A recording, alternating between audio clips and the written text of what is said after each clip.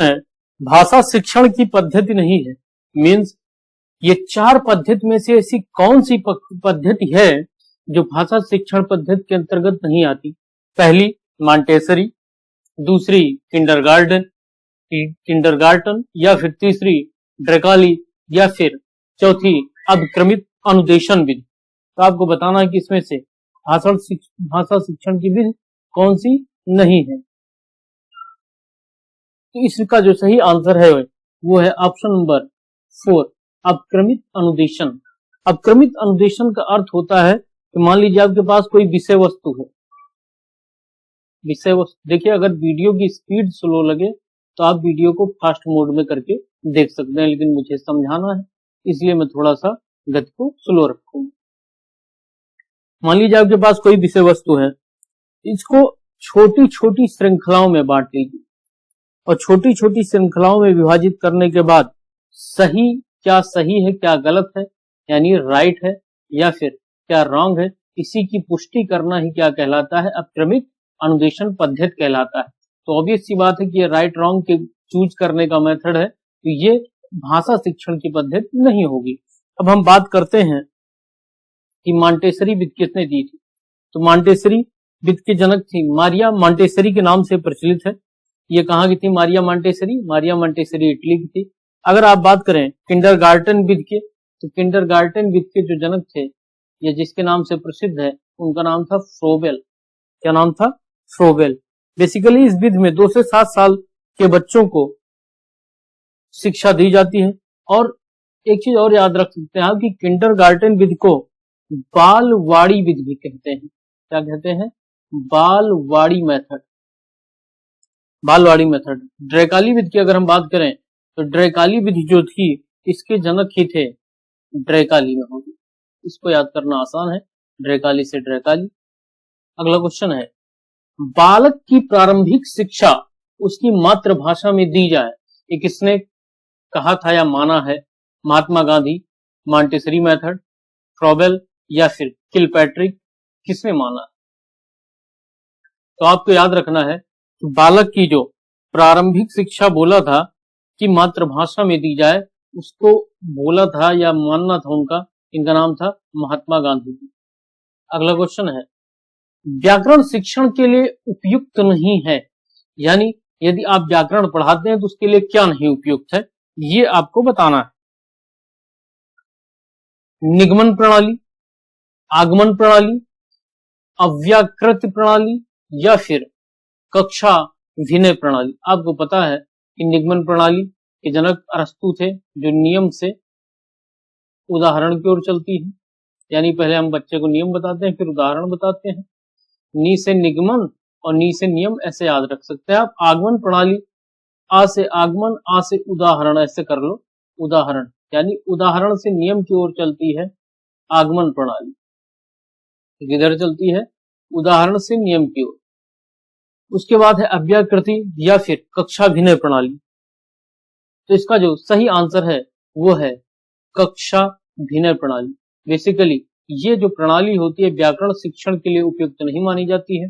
अब मान लीजिए आपको व्याकरण पढ़ाना है, आपने बोला बेटा स्वर क्या है, आप उसको स्वर समझा रहे हैं, छोटा आ, बड़ा आ एंड सो ऑन।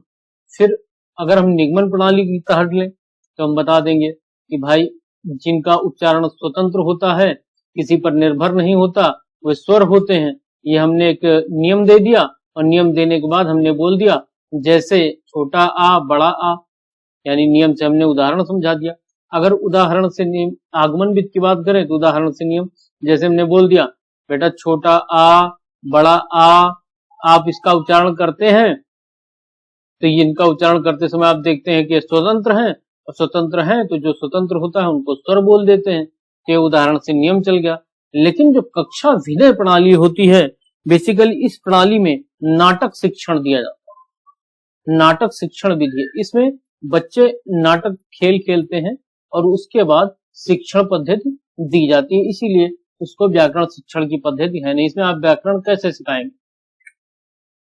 हिंदी गद्य शिक्षण की पाठ्य योजना में उद्देश्य कथन आता है। बहुत ही अच्छा क्वेश्चन है। पहला, प्रस्तावना प्रश्न के पश्चात दूसरा पूर्व ज्ञान, तीसरा आदर्श वाचन के पश्चात, या फिर चौथा मौन वाचन के लिए। तो इसका जो सही आंसर है वो है, पहले आप देख लीजिए, ये देखिए प्रस्तावना प्रश्न है, जैसे छात्राध्यापक क्रिया और विद्यार्थी क्रिया। इसमें छात्राध्यापक पूछता है भारत में अधिकांश जनसंख्या कहाँ निवास करती है, प्रस्तावना प्रश्न। और उसके बाद क्या आया है, फिर उद्देश्य कथन। अच्छा बचाओ अच्छा बच्चों, आज हम गौ संरक्षण पाठ के बारे में अध्ययन करेंगे, ये आपका उद्देश्य कथन। यानी प्रस्तावना के बाद क्या आता है, उद्देश्य कथन। तो उद्देश्य कथन आता है, तो इसका सही आंसर हो जाएगा प्रस्तावना प्रश्न के पश्चात। अगला क्वेश्चन है, शब्द का अर्थ स्पष्ट करने हेतु कौन सा तरीका सर्वाधिक उपयुक्त है, व्याख्यान, वाक्य प्रयोग, भ्रमण या चित्र निर्माण। अब मान लीजिए आपको कोई शब्द का अर्थ प्रकट करना है, या आप जाएंगे उसकी व्याख्या करने लगेंगे, तो व्याख्या करने लगेंगे तो किसी बात की व्याख्या तो हो जाएगी, लेकिन क्या शब्द का अर्थ प्रकट होगा, कभी नहीं होगा। भ्रमण, क्या भ्रमण करके आप टहल टहल के कोई शब्द का अर्थ प्रकट कर सकते हैं। मुझे बोला गया शब्द का अर्थ प्रकट करो, तो मैंने चित्र बना दिया, क्या शब्द का अर्थ प्रकट हो जाएगा किसी चित्र से, कभी नहीं होगा। क्या होगा, वाक्य प्रयोग। अगर हम शब्द का अर्थ प्रकट करना चाहते हैं, जैसे मान लो मिठास, इसका अर्थ क्या है, तो हम कह देंगे कि आज की जो चाय थी मीठी थी, मतलब उसका अर्थ प्रकट करने के लिए हम एक वाक्य प्रयोग कर लेंगे, तो उसका क्या हो जाएगा, अर्थ प्रकट हो जाएगा। इसीलिए इसका जो ऑप्शन होगा, आंसर होगा ऑप्शन नंबर 2 होगा। अगला क्वेश्चन है, वाचन के समय पुस्तक की आंखों से दूरी होनी चाहिए। यानी जब आपके और पुस्तक के बीच में वाचन हो रहा है, आप वाचन कर रहे हैं, तो एक जो वैज्ञानिक धारणा है कि कितनी दूरी हो आपकी आंखों से पुस्तक के बीच में, कि आंखों की रोशनी ना खराब हो। 10 इंच, 9 इंच, 11 इंच, 12 इंच। तो आपको याद करना है, इसकी जो आंखों से दूरी होती है, होनी चाहिए, वो चौथा 12 इंच होनी चाहिए, 12 इंच। अगला क्वेश्चन है, किस दृश्य उपकरण में पारदर्शी, मतलब ट्रांसपेरेंसी, पारदर्शी का अर्थ होता है, मान लो ये एक शीशा है, आप यहां पर खड़े हैं और आप देखें तो आपकी नजर क्रॉस कर जाए, पारदर्शी है। अपारदर्शी अगर नजर न क्रॉस करे, आपका चेहरा इसी में दिखने लगे, तो अपारदर्शी कहलाता है। ट्रांसपेरेंसी का प्रयोग होता है स्लाइड प्रक्षेपण प्रोजेक्टर में, ओवरहैंड प्रक्षेपण प्रोजेक्टर में, अपारदर्शी प्रक्षेपण ओवर ओपेक प्रोजेक्टर, या एपीडाइस्कोप में, या फिर चौथा फिल्म स्ट्रिप में। तो पूछ क्या रहा है, सबसे पहले आपको क्वेश्चन को समझना, ये पूछ रहा है दृश्य उपकरण में पारदर्शी का प्रयोग होता है,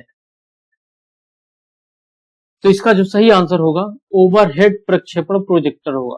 अब स्लाइड प्रोजेक्टर में ओवरहेड प्रोजेक्टर में अंतर क्या है, मान लीजिए कोई क्लास, इसमें बच्चे, तो ओवरहेड प्रोजेक्टर क्या होगा, ये ऐसे लगा दिया जाएगा और ये पर्दे पर या दीवार पर इसकी फ्रेम दिखेगी, चलेगी। यहां से बच्चे इसको देखकर इसको वहां क्या करते हैं, मॉनिटर कर लेंगे और चीजों को समझ पाएंगे। लेकिन स्लाइड प्रोजेक्टर में क्या होगा कि ऐसा कोई सिस्टम नहीं होता, एक स्लाइड होती है और स्लाइड को बार बार शिक्षक क्या करता है, पलटता रहता है, तो इसको क्या बोलते हैं, स्लाइड प्रक्षेपण प्रोजेक्टर, ओवरहेड प्रोजेक्टर। मौन पाठन के विषय में धारणा है, यानी मौन पाठन जो होता है उसके विषय में क्या धारणा है लोगों में, एकाग्रचित होकर पढ़ने का अभ्यास होता है, इसमें पठन की गति धीमी हो जाती है, पढ़ने की धीमी ध्वनि होठों से निकलती है, हमें आदर्श वाचन के तुरंत बाद किया जाता है। तो इसका जो सही आंसर है वो है एकाग्रचित होकर पढ़ने का अभ्यास होता है। मौन पाठन का मतलब ये होता है कि आप मौन रह के पढ़ें, यानी बिना बोले पढ़ें। और जब आप बिना बोले पढ़ेंगे तो आपका जो माइंड होगा वो ज्यादा सक्रिय रहेगा, क्योंकि संवेदनाएं जो हैं, संवेग जो है, आप जब बोलते हैं तो आपके अंदर कई तरह के संवेग जागृत होते हैं, लेकिन आप शांत रहते हैं तो आपका मस्तिष्क कंट्रोल में रहता है। तो इसीलिए मौन पाठन क्या होता है, एकाग्रचित होकर पढ़ने का अभ्यास होता है। 9th क्वेश्चन है, प्रभाव के नियम के अनुसार उद्दीपक एवं अनुक्रिया का सहयोग होता है सुखद, दुखद, दोनों या उदासीन। इसको समझते हैं। सबसे पहले आपको बता दूं कि उद्दीपक अनुक्रिया सिद्धांत किसने दिया था? इसको दिया था थार्नडाइक। उद्दीपक अनुक्रिया सिद्धांत को दिया था थार्नडाइक ने। इन्होंने प्रयोग किस पे किया था? बिल्ली पर। इस पे प्रयोग किया था बिल्ली पर, जिसका शीर्षक क्या था? Animal intelligence. क्या था? Animal intelligence. एनिमल इंटेलिजेंस किसकी थी? थार्नडाइक की। ठीक। इनका मानना था कि पशु या मनुष्य किसी कार्य को प्रयत्न या भूल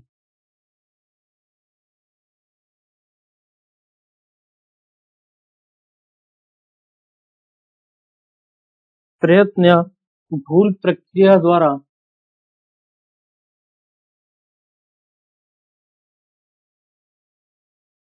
सीखता है। अब आप देखिए, मान लीजिए आप प्रयत्न कर रहे हैं, बार बार ट्राई कर रहे हैं और भूल जाएंगे, तो आपको दुख भी होगा। लेकिन आप बार बार ट्राई कर रहे हैं, प्रयत्न मतलब ट्राई अगेन, बार बार आप ट्राई कर रहे हैं, तो एक टाइम ऐसा आएगा कि आप क्या होंगे? पास भी हो जाएंगे उस काम में। तो आप पास होंगे तो क्या हो जाएंगे? हैप्पी हो जाएंगे, खुश हो जाएंगे। तो इसीलिए इसका जो सही आंसर है वो है सुखद और दुखद दोनों, यानी एक और तो दोनों होगा। अगला क्वेश्चन है, भाषा शिक्षण के सिद्धांतों के प्रस्तुतिकरण का संबंध प्रमुख रूप से होता है छात्र से, शिक्षक से, कक्षा के वातावरण से, गतिविधियों से। प्रश्न क्या कह रहा है ये समझिए। भाषा शिक्षण के सिद्धांत, मान लीजिए भाषा शिक्षण का ये सिद्धांत ए है, सिद्धांत बी है। इस सिद्धांतों के प्रस्तुतिकरण का संबंध, इनको आपको प्रस्तुतिकरण किसी के सामने समझाना है या प्रस्तुत करना है, संबंध प्रमुख रूप से होता है। अब ये मान लीजिए क्लास है, इसमें बच्चे हैं, भाषा शिक्षण का सिद्धांत जो प्रस्तुतिकरण का संबंध होगा, क्या वो छात्र से होगा? अब छात्र से बोल दो भैया आप सीधा जाओ और भाषा शिक्षण के सिद्धांत को प्रस्तुत कर दो, तो उसका संबंध छात्र से कभी नहीं होगा। कक्षा के वातावरण से, यानी कक्षा के वातावरण में बच्चों को ला के छोड़ दो और कहो बैठे रहो, आपको भाषा शिक्षण के सिद्धांत संबंध में आ जाएंगे, कभी नहीं होगा। गतिविधि से बोल दो बेटा हाथ पैर हिलाते रहो, गतिविधि करते रहो, एक समय ऐसा आएगा कि आपको भाषा शिक्षण के सिद्धांत मिल जाएंगे। मेरे भाई, भाषा शिक्षण के सिद्धांत सीधा से इसका प्रस्तुतिकरण का मतलब होता है शिक्षक से, यानी कोई भी सिद्धांत है, ऑब्वियस सी बात है, आप कक्षा 1 से लेकर 5 तक तो बच्चों को पढ़ा रहे हैं, तो जो उसके सिद्धांत होगा उसको ऑब्वियस सी बात है शिक्षक ही प्रस्तुत करेगा और छात्र उन सिद्धांतों को सीखेगा। Thanks for listening. Thank you.